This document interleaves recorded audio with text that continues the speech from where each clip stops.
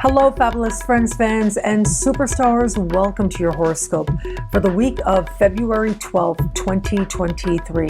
I am your astrologer, Nadiya Shah. Thank you for being here. It is a remarkable astrological week, without a doubt. Big moves happening in the sky now, and it truly is massive. We have this culmination feeling of two very big energies, one of which would feel overpowering, but because they're happening back to back, it's like they end up balancing each other out.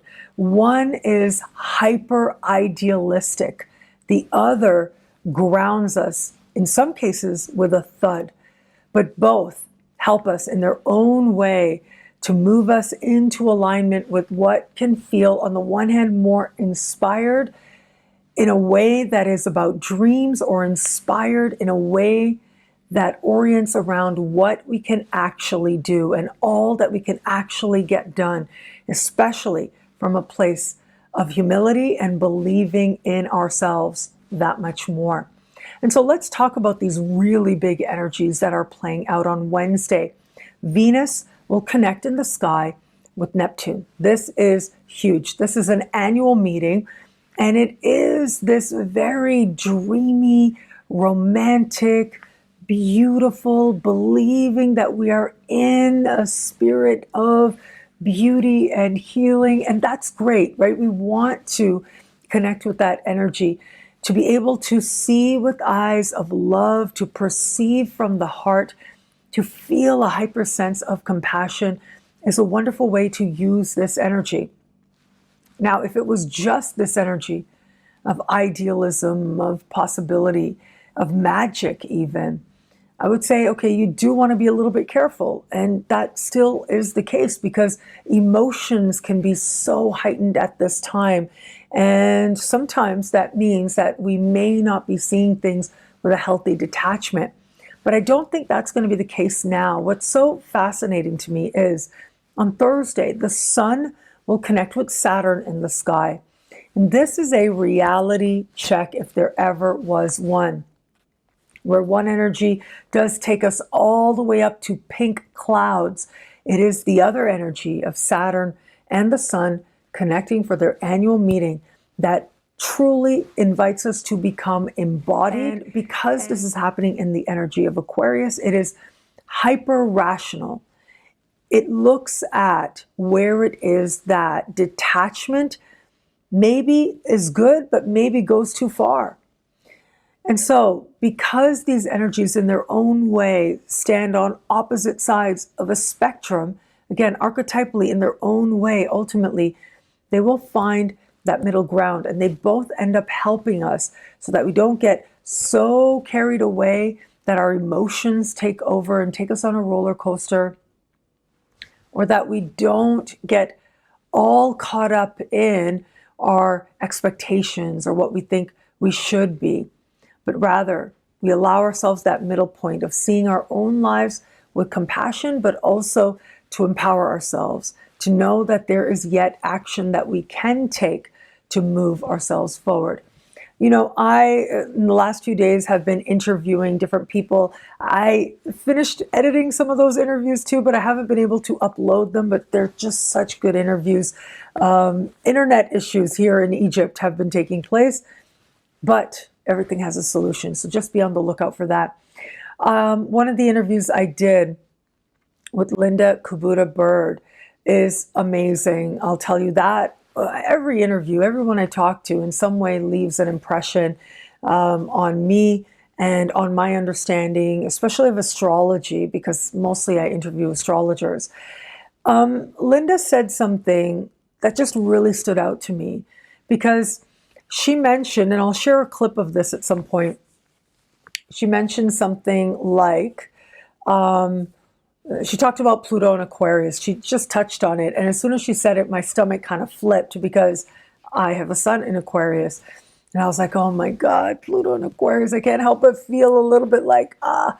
And she said, what if every transit was just another way that the universe was attempting to give you love? What if every celestial event that took place for you was an awakening of love within you. And this just opened up a window within me. It really helped me to understand how and why. Yeah, I get it. When we have big, heavy-duty transits, people get afraid. They see the implications, but it's like my friend Michael Luton, the great Michael Luton, legendary astrologer that you've seen on my channel before. It's like Michael Luton says, just think of all the worst things that can happen, all the very, very bad things. And if you can think about it, it means it's not going to happen. So just get it out of the way. Just allow yourself to look at the fear and then know it ain't going to be that. It's going to end up being something else. And it's that way, I think, for a lot of people looking at Pluto and Aquarius coming up in the bigger picture. So I have been saying since, I think, 2018, that Saturn in Aquarius is going to give us a little bit of a rehearsal, at some moments, a dress rehearsal as to what Pluto in Aquarius might be, what it might be able to bring, but in a much more concentrated and heightened way at that time. And so now here we are literally weeks away from Saturn leaving the sign of Aquarius on the 7th of March. And it will be, as we move towards the end of March, that Pluto will dip into the sign of Aquarius, giving us a little bit of taste, retrograding out in June, returning again next year. And so what I find so interesting about this energy this week is that the sun connecting with Saturn brings heat, but it also brings awareness. It brings consciousness, which means consciously deciding how we're going to tap into this energy or what sense we're going to make of this energy. With the sun connecting with Saturn now, this is an important moment. As we lead up to Saturn gearing to leave Aquarius, it is a moment of awareness in our own lives. What have some of our most important lessons been since 2020? Yes, as a collective, certainly, but think about your own life as well. How is it that Saturn in Aquarius spoke to you? What did it reveal to you? Now, of course, I have a special horoscope. I'll link to that below as well. You may want to watch that to kind of review the things that I've been saying and how this energy spoke to you in your sign. But having said that, it is this moment that brings consciousness and awareness to the journey and some of the most important lessons and perhaps even hard-won lessons that a lot of us have learned and engaged in. Once Saturn leaves this part of the sky, leaves the sign of Aquarius, Saturn will not return for well over 2 decades. Saturn will return after Pluto in Aquarius is done. That's how long we are looking at into the future. And so for some, this is perhaps once in a lifetime lessons, right? Or I would say one of the last times we're going to have these lessons. You don't often get lessons of Saturn in a given sign. If you live a full life, you might get 3. You know, me, I plan to have 4 or 5 or 6 because Saturn returns to where it was every 28 and a half years, okay? So yes, if you live 60 years, you get 2 go-arounds of Saturn around the Zodiac. If you live 90 years, you get 3. If you live 120, you get 4. 150, you get 5. So let's go for 5. Personally, you know, I have been saying since I was a little kid, I wanted to live to 150. Yeah, Sun conjunct Saturn is quite interesting in that consideration because Sun conjunct Saturn is about what's finite, is about asking yourself, can I live with this anymore or any longer? And with Venus conjunct Neptune, we have enough compassion and love to make a choice that is grounded and rooted in love. And it's not always what you think. Sometimes being rooted in greater love and greater wisdom means that as part of asserting love for self, someone else might be disappointed. Someone else might get hurt. And there's a way to assert love for ourselves with the intention of pure love, without intending to hurt others, and yet to, in our own way, be fierce nonetheless. I think about this in light of how people might take care of their children, how they might attempt to teach children as well. Sometimes you got to stop a kid from doing something that you know is not good or is not right. Children who are learning to love others, learning to treat others well. It isn't necessarily an innate instinct. I remember so many years ago learning about these different phases of development and child development. And there's one phase of child development that happens like right around or in the lead up to the terrible twos, as they call it, where kids just don't have this concept of what they may be doing in terms of hurting others. So it is very common for children to like bite other people, for example. And so they have to learn not to do that, not to hurt other people. And of course, Freud had a field day with this, right? In his early career, he said that everything we did was because we had a desire to procreate. But it was towards the end of his life, in his later career, that he said, as much as we have an instinct to procreate, we also have a self-destruct instinct as well. And that instinct can have us being not very nice to other people. And so a part of moving through life and growing, a part of navigating the world and socialization was to be able to acknowledge and see the self-destruct instinct and to consciously make a choice that that wasn't going to be dominant for you, that it was going to be the part of you that desires to create, that was going to stay stronger than the part of you that may desire to destroy. And so it's fascinating in the context of what is taking place right now. If Venus conjunct Neptune is anything, it is that desire to love, to know the bliss and the acceptance, and the compassion that love provides. But sometimes that love has to think of the larger whole. It has to think of the collective. And sometimes that love has to approach things from a place of rationality and structure and boundaries as well. It doesn't mean that the love diminishes, and it doesn't mean that someone necessarily is not nice when it is that they lay down a boundary. And I think that's part of the conditioning some of us have that we have to overcome when it is that we lay down a boundary. Maybe it is that we doubt ourselves. Well, at least with this energy, we're able to bring compassion to ourselves, but we're also able to bring that fierceness in order to understand what love looks like in a larger sense for ourselves and for others as well. And so, yes, some of these energies could be difficult. I will say Venus conjunct Neptune, the last time we had that was towards the end of April 2022. Back then, Jupiter was in the mix, heightening the energy that much more.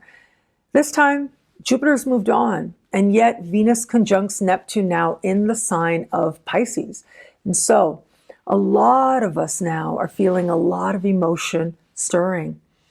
And yet, a lot of us now also understand how to balance that.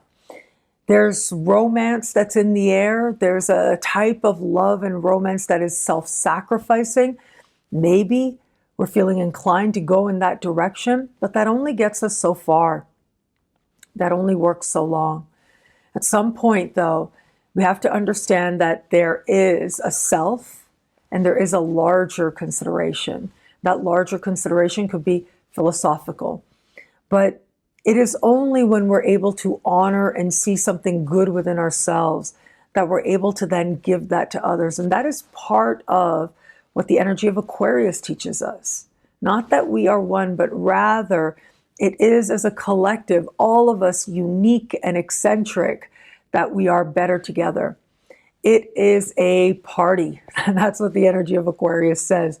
But this time with the Sun conjunct Saturn, it's a party with a purpose, with a seriousness to it as well.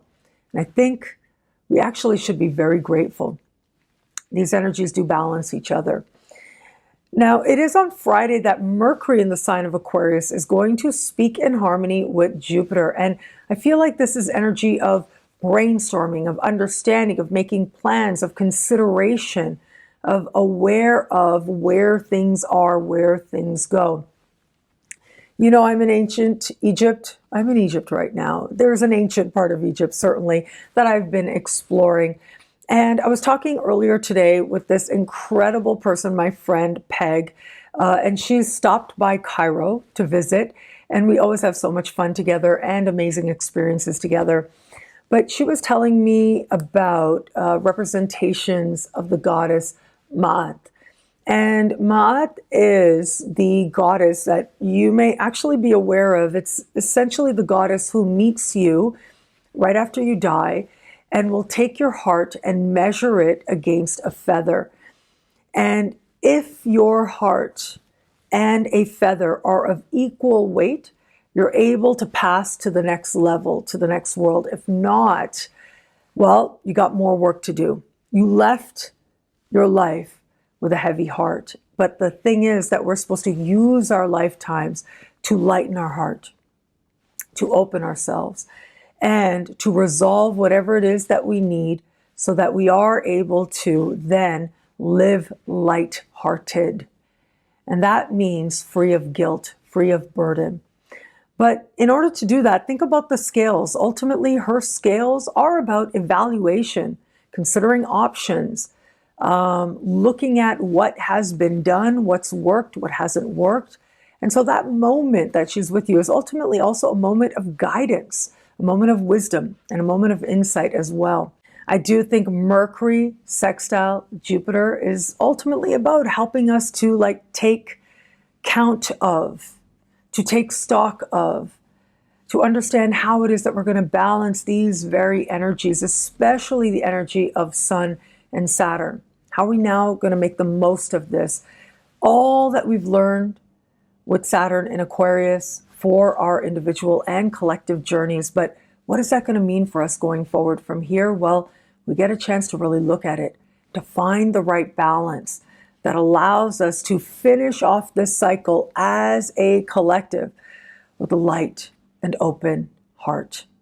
At the very end of the week, well, the sun will move into the sign of Pisces. So happy birthday to all the Pisces out there. And it is now, as we start Pisces season, that we start to consider what healthy compassion looks like for most of us and more of us. There's a greater appreciation of art and healing and spirituality, and the way in which art itself can be a force of healing is likely to come forward into our consciousness more and more as we navigate the weeks ahead.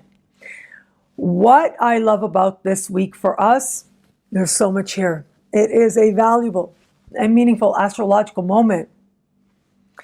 I am going to say Venus conjunct Neptune. It is a high. Look, I got to admit, right? Neptune is sometimes associated with spirits, which is alcohol, which is about, ultimately allowing yourself to let loose, right? Really letting loose. There are all kinds of ways to do that. We don't just have to do that when we're at the club or when we're having a drink or when we're hanging out, but we can do that in all kinds of ways. When we allow ourselves to be, when we look at what it is we really want and allow ourselves to align with it, even if it's something that perhaps we think we shouldn't, that more adult part of us says that no, that would be frivolous, that would be silly, that would be indulgent. Venus conjunct Neptune says, go for the indulgence, have at it, and have a whole lot of fun. Sun conjunct Saturn, though, is going to ensure that the right balance is found so that we find that lightness of being and the right lightness of heart to know that we are living well, but also using this lifetime well also. Well, thank you so much for watching. What do you love about this week? Let me know in the comments below. I love reading you guys. And to prove it to you, here are some of my most recent favorite comments. Thank you to everybody who likes, who comments, who subscribes, who shares, who thumbs up. All of it means so much. Thank you. And of course, if you want to know how all this wonderful stuff this week speaks to you in your sign, log on to NadiyaShahSuperstars.com, where you get expanded, exclusive video scopes each and every week for each and every sign for as low as just $3 a month with Choose Your Membership rate. Now, higher tiers get you things like all access passes to Synchronicity University events, consultations with me, and so much more. All of this in the Superstar space at NadiyaShahSuperstars.com. Links are in the description below. Synchronicity University has some incredible programs that are coming up this March, and you have about, 2 weeks left to choose your tuition rate as we start this week, as low as just $5 a class, an unheard of rate to get this quality of astrological education. I'm so proud to present it to the masses and to make it accessible to as many people as possible. Well, look, I want to start with the great Stephen Forrest, who has been so kind as to offer one of his previous talks to be presented as part of the Synchronicity University March 2023 speaker series. It is the great Stephen Forrest that is going to be presenting in this pre-recorded talk on grace and debility. So the ancients believed that certain planets really like being in certain signs, but they really don't like being in other signs. So it's that what signs that a planet really doesn't like, that's what this class is about. So we're not talking about exaltations, we're not talking about domicile, we're talking about planets in debility and what that entails and what that's like and how it is that you can tap into it consciously and to your advantage. Of course, this is the great Stephen Forrest. He's going to be all about empowering you and helping you to see all these astrological symbols with a greater sense of love and wisdom and spirituality and an evolutionary perspective to see how that placement is part of your higher evolution. Well, that is part of the gift of planets in debility in the way in which Stephen Forrest presents it so that you understand it. Well, that is part of the gift of this particular March 2023 speaker series. So I really hope that you'll join us again, as low as just $5 a class, an unheard of rate. And along with the package, well, you get all these other incredible astrologers joining us as well. My friend Omari Martin. Now, Omari's going to be teaching on vocational astrology. So it's about looking at career, work, and money in the astrology chart, having a depth of understanding there. We have Linda Kabuta Bird. I shared earlier, she's all about living life consciously, understanding the chart consciously, tapping into it, looking for the love and wisdom so that what it is that you think, oh my God, no, I hate that in my chart, or I would like that not to happen. I would like not to have Pluto in my sun sign, right? Instead of thinking that, how could this be an invitation to love more, to accept the love of the universe more? That changes everything. That intention changes your experience. And that's part of what she's going to be teaching us. Maria de Simone is going to be teaching about predictive astrology. This is going back to our roots, honoring our tradition of prediction. And she's going to give you some really practical things that you can use right away to tap into the power of prediction when looking at astrology and the different techniques that she uses. So this is going to be very exciting. And Nadiya Shah, me, I'm going to be joining you as well for the March speaker series. And this is a first look at Neptune in Aries. Yes, I've been talking so much about Pluto in Aquarius. Neptune in Aries is coming up really soon as well. We get into next year and Neptune's just going to hang out at 29 degrees of Pisces. That's going to be huge, just preparing us for the reaction, which will be Neptune in Aries. That's going to change our whole collective spiritual urge, how we use and exercise our sense of spiritual union. It is a phenomenal shift that is coming up very soon. Before you know it, you blink and we're there. I'll be giving you a very first look at Neptune in Aries. It's going to be a lot of fun. I'm going to go through the different houses so that you see how in your own chart, Neptune changing signs, what is that going to mean for you?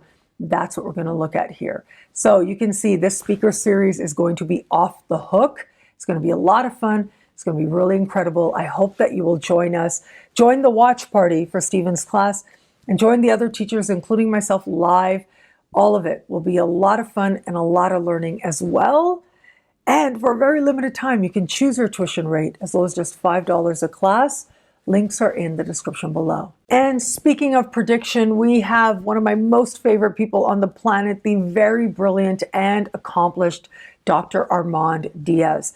So Dr. Diaz is coming back to Synchronicity University, this time with his own 5-part course. And it's all about prediction. And boy, is this course a good one, a thorough one. He has taught literally all over the planet, all over the world.